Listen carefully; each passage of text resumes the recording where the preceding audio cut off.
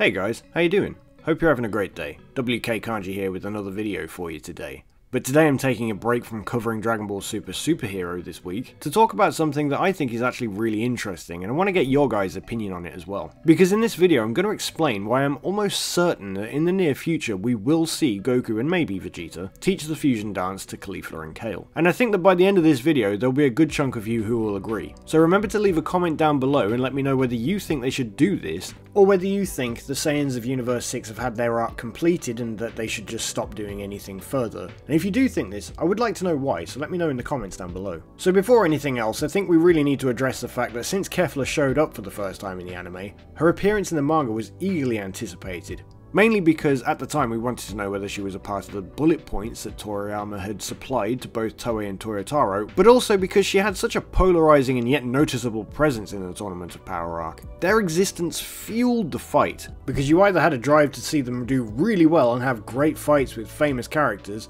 or because you hated them and couldn't wait for them to drop out. Either way, you probably ended up having a lot more investment in their story than you probably had originally anticipated when you started watching.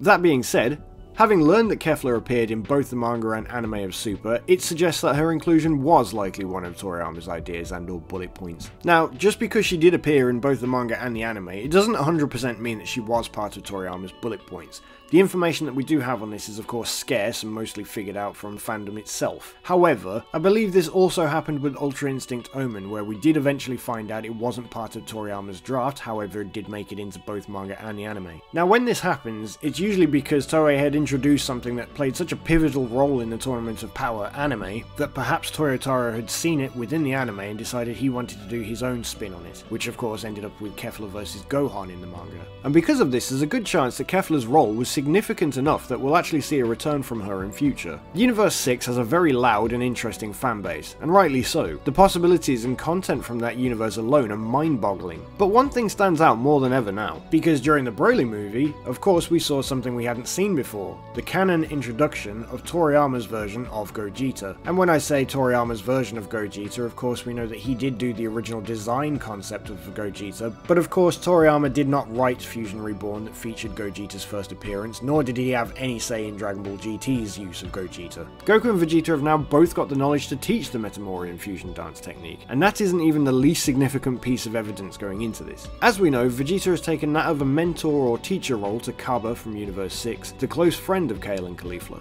And with Goku having been giving Caulifla a crash course in Saiyan transformations and various fighting techniques during the Tournament of Power, it appears possible that Goku may don a form of teaching or mentor approach with Caulifla in future. This would actually be a great character development moment for Goku, because as Goku transitions to his teacher role as he dons at the end of Dragon Ball Z teaching Oob, this could either serve as a great foundation for where Goku learns how to teach when he's ready to teach Oob for instance, or if this takes place after the end of Z, Goku has yet another student along with Oob and Nekomajian, provided that Nekomajian isn't written out of Toriyama's extended ending, but even if he is, it doesn't really make much difference at this point. He makes a brief cameo in Super as some of Majin Buu's reading interest, so this suggests that at least Toei haven't forgotten about Nekomajian's existence.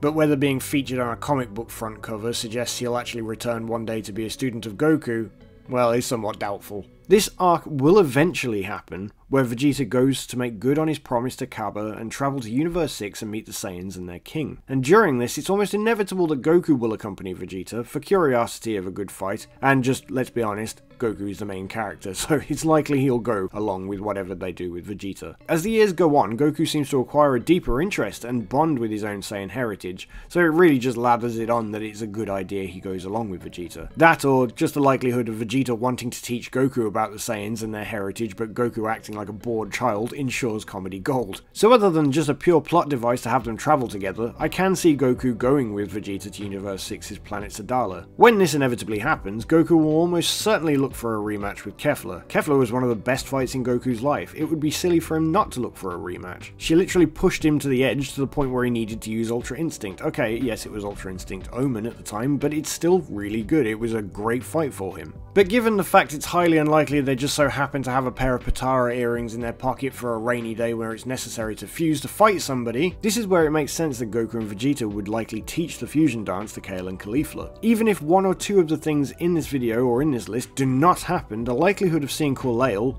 or whatever her Metamorian Fusion name may be, it's basically certain. Beyond this, even if we don't get Caulale, or whatever her name may be, canonically within Super Dragon Ball heroes will 100% use Metamorian Fusion to fuse Kale and Caulifla, just as it does with every other Saiyan going. And in fact, the longer it goes without fusing them via Metamorian Fusion in heroes, suggests that it's more than likely we'll actually see it in the story at some point. Because the only reason that Toei Toriyama would not greenlight heroes to do this with Kale and Caulifla is if they possibly have the intention of doing something with that character in future. Anyway, that about wraps up my thoughts on this video, but as I say, I'd love to hear from you guys so you can let me know your thoughts. What do you guys think? Do you think Kale and Caulifla will fuse via the fusion dance in the future?